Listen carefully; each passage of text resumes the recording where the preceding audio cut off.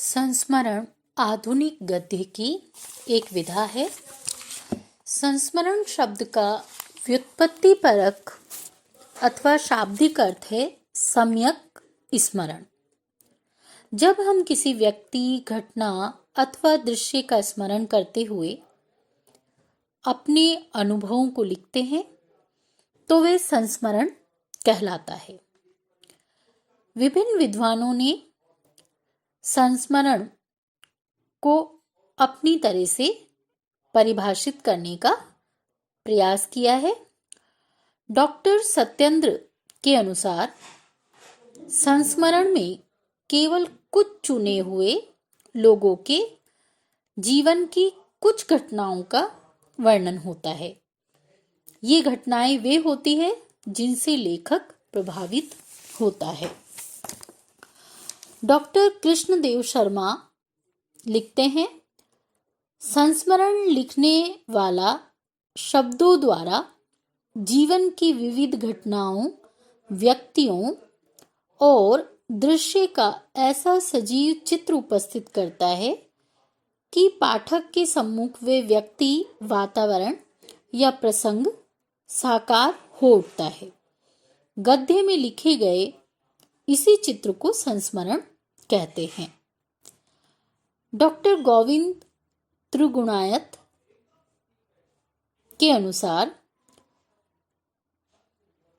भावुक कलाकार जब अतीत की अनंत स्मृतियों में से कुछ रमणीय अनुभूतियों को अपनी कोमल कल्पना से अनुरंजित कर व्यंजनामूलक संकेत शैली में अपने व्यक्तित्व की विशेषताओं से विशिष्ट कर रोचक ढंग से यथार्थ में व्यक्त कर देता है, तब उसे संस्मरण कहते हैं।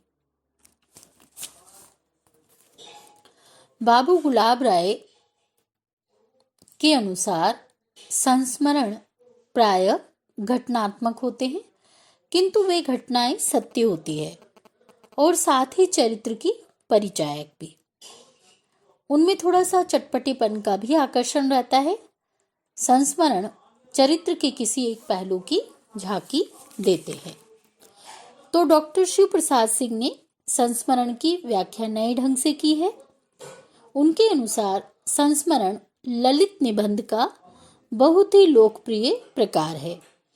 बीते काल और घटना को बार बार दोहराकर न सिर्फ मनुष्य संतोष पाता है, बल्कि वे अपने वातावरण में घटित समसामयिकता की अतीत के चित्रों से तुलना करके अपने को जांचता बदलता भी रहता है। संस्मरणात्मक निबंध मुख्य तथा महान व्यक्तियों की सन्निधि में अपने को तथा समाज को रखकर देखने की नई दृष्टि देते हैं। इन सभी परिभाषाओं से एक बात जो निकल कर आती है या जिस निष्कर्ष पर हम पहुंचते हैं वो यही है कि इसमें कुछ प्रसिद्ध व्यक्तियों की साथ जुड़ी हुई विशिष्ट स्मृतियों को लेखक भावुकता के साथ लिखता है और इसमें उस व्यक्ति के चरित्र के कुछ अंश भी उभर कर आते हैं और साथ ही साथ लेखक के निजी व्यक्तित्व का भी चित्रण उसमें होता है।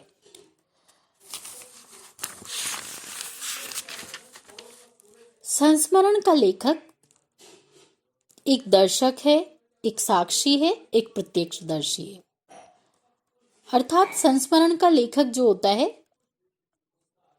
जिस घटना का वो उल्लेख करता है या जिस व्यक्ति की वो बात करता है, उसे उसने स्वयं देखा है, उन घटनाओं का वो साक्षी है और प्रत्यक्ष रूप से उनका दर्शन उसने किया है। इसलिए वो केवल अपने बारे में बात नहीं करता, बल्कि किसी अन्य व्यक्ति और उससे संबद्ध किसी रोचक, आकर्षक, प्रेरक घटना को भी पूरी आत्मीयता के साथ वो याद करता है। संस्मरण में वह व्यक्ति अर्थात लेखक अपनी भावना और संवेदना के सूक्ष्म और बहुत गहरे स्तरों पर औरों से संबंधित अपने अनुभव तथा अनुभूति को भी अभिव्यक्ति देता है। अर्थात कहने का तात्पर्य है कि संस्मरण में लेखक जब किसी को स्मरण करता है तो वो किस स्तर पर उससे जुड़ता है, किस तरह की अनुभूतियां उस व्यक्ति के साथ उसको होती है, उन अनुभूतियों की वो अभिव्यक्ति अपने संस्मरण में करता है। संस्मरण का कलाकार भावुक होता है। वह अतीत का सहारा लेता है। अपनी अतीत की स्मृतियों में से वे कुछ का अपनी स्मरणीयता के आधार पर चयन करता है। यानी लेखक के पास बहुत सारी स्मृतियां होती है, यादें होती है, लेकिन उनमें से कुछ जो स्मरणीय हो यानी याद रखने लायक हो या किसी वजह से, किसी कारण से उसमें कुछ प्रेरणा निहित होती है या कुछ ऐसे मानवीय मूल्य होते हैं या कोई जीवन का ऐसा सौंदर्य होता है जिसकी वजह से वो उनको याद करना चाहता है, तो ऐसी स्मृतियों को वो चयन करता है। वह उन स्मृतियों को अपनी निजी अनुभूतियों, व्यक्तित्व की विशेषताओं और संवेदनाओं से रंजित करता है। इस संस्मरण लेखक स्वयं प्राय महत्वपूर्ण और प्रसिद्ध व्यक्ति होते हैं। ये भी एक याद रखने वाली बात है कि जितने भी संस्मरण लिखे जाते हैं या जिन्हें हम पढ़ते हैं, वो व्यक्ति, उनको लिखने वाले व्यक्ति भी स्वयं में प्रसिद्ध और महत्वपूर्ण व्यक्ति होते हैं। साधारण व्यक्ति के संस्मरणों, क्योंकि साधारण व्यक्ति को कोई जानता नहीं है, इसलिए उससे जुड़ी हुई बातों को भी जानने में किसी की कोई रुचि नहीं होती है। संस्मरण में निकटतर गद्य विधाओं से काफी स्थितियों में साम्य होने के कारण कुछ विद्वान इसे अलग से स्वतंत्र विधा मानने के लिए तैयार नहीं है। वे इन्हें संस्मरणात्मक निबंध, संस्मरणात्मक रेखा चित्र, संस्मरणात्मक आत्मकथा, संस्मरणात्मक जीवनी आदि कहना अधिक उपयुक्त समझते हैं। पर नामकरण के ये प्रयास ही संभवतः संस्मरण के महत्व, उसकी उपयोगिता, उसकी उपादेयता और उसकी निजी विशेषताओं को रेखांकित करने के लिए पर्याप्त है।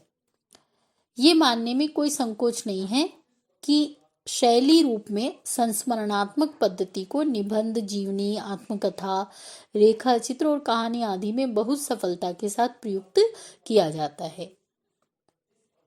यानी ये इन सभी गद्य विधाओं में स्मृति का सहारा लेते हुए जब लिखा जाता है तो उसे हम संस्मरणात्मक शैली या पद्धति कह सकते हैं। पश्चिमी देशों में साहित्यकारों के अतिरिक्त सुप्रसिद्ध लेखकों, राजनेताओं, प्रसिद्ध उद्योगपतियों और जीवन के विविध क्षेत्रों में सफलता, प्रसिद्धि और विशिष्टता प्राप्त करने वाले अनेक लोगों ने अपने संस्मरण लिखे हैं, जिनकी आत्मीयता, भावनात्मकता और संवेदना के कारण उनका साहित्य में बहुत महत्व है। निश्चित रूप से हिंदी साहित्य में यह पश्चिम साहित्य की देन ही मानी जा सकती है। वह कौन सी विशेषताएं हैं जो संस्मरण को अन्य गद्य विधाओं से अलग करती है? सबसे पहले है महत्वपूर्ण स्मृति। संस्मरण की सबसे प्रमुख विशेषता स्मृति है और यह स्मृति जो उदात्तता, सात्विकता, महानता के कारण व्यक्तियों को प्रभावित करती है। यानी वह स्मृति विशिष्ट होनी चाहिए, मानवीय मूल्यों से युक्त होनी चाहिए, जो पाठक को भी प्रभावित कर सके। दूसरी विशेषता है महान व्यक्तित्व। संस्मरण के लिए आवश्यक है कि उसकी घटनाएं किसी महान व्यक्तित्व के इर्द गिर्द मंडराती रहे।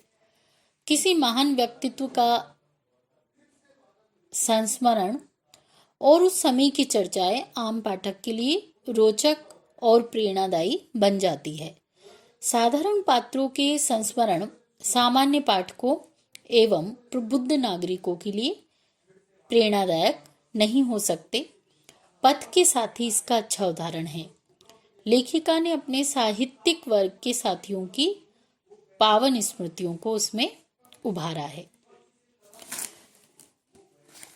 तीसरी विशेषता है संवेदनात्मक चित्रण। संवेदनात्मकता का गुण संस्मरणों के लिए आवश्यक है। संवेदनात्मकता का तत्व संस्मरणों में सजीवता पैदा कर देता है। महादेवी वर्मा के संस्मरणों में उनके समस्त पात्र दीन, गरीब, असहाय, समाज द्वारा तिरस्कृत, प्रताड़ित हैं, जिनके प्रति लेखिका की करुणा झलक पड़ती है, जो पाठक को भी अपने साथ जीने के लिए विवश कर देती है। चौथा, यथार्थता। संस्मरण में यथार्थ घटनाओं का चित्रण किया जाता है और व्यक्ति भी उसमें कहानी उपन्यास के समान काल्पनिक नहीं होते। अर्थात जो भी घटनाएं हैं, जो भी व्यक्ति है, जो परिवेश है, उसमें कल्पना के लिए कोई स्थान नहीं होता है, वो यथार्थ होती है। जिस व्यक्ति के व्यक्तित्व को केंद्र में रखकर संस्मरण लिखा जाता है वे यथार्थ होता है। महादेवी वर्मा, अज्ञे आदि के संस्मरण यथार्थता पर आधारित हैं।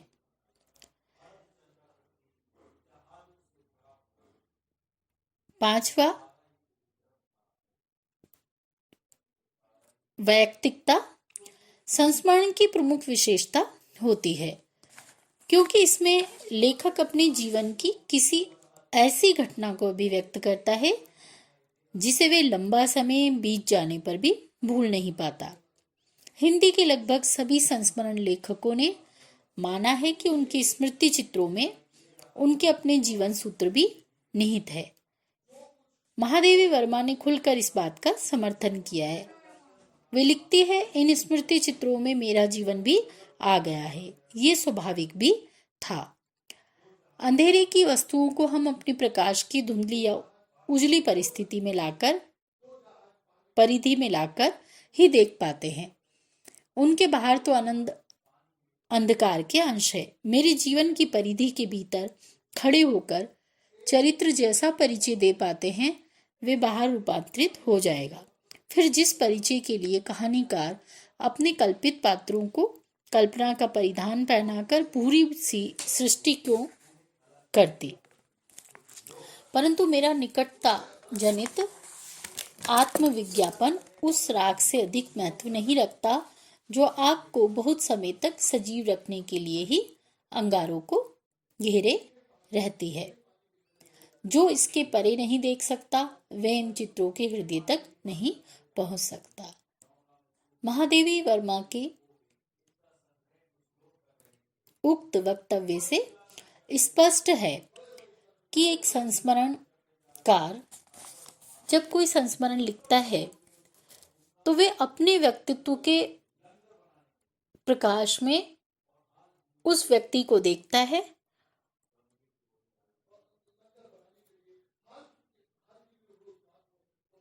जिससे उसका स्वयं का व्यक्तित्व, उसकी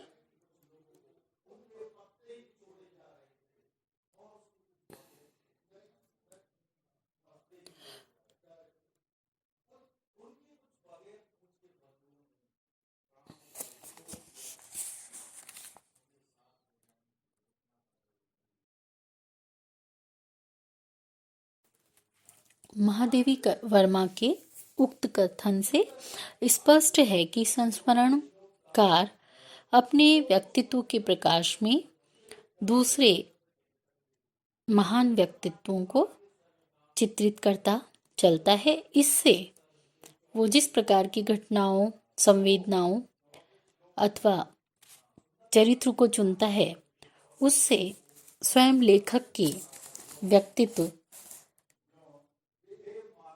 पर भी प्रकाश पड़ता है। अगली विशेषता है भावात्मकता का आधिक्य। संस्मरणों की धरोहर भावात्मकता है। लेखक भावुक होकर ही श्रेष्ठ संस्मरण की रचना कर सकता है। भावुक होने पर ही वह संस्मरण में आए हुए पात्र के साथ आत्मीयता का व्यवहार और तादात्म्य स्थापित कर सकता है।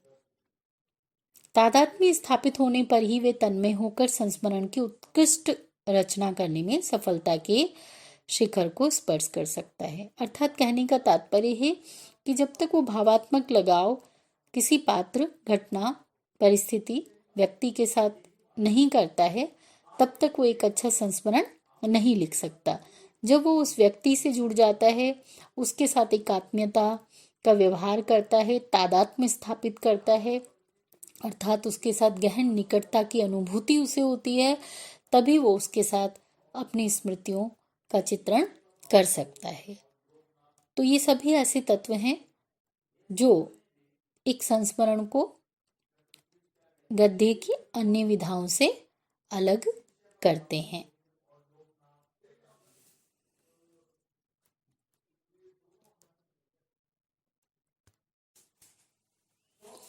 यदि हम हिंदी के संस्मरण साहित्य पर एक दृष्टि डालें तो पद्म सिंह शर्मा और श्री राम शर्मा हिंदी के प्रारंभिक संस्मरण लेखक माने जाते हैं।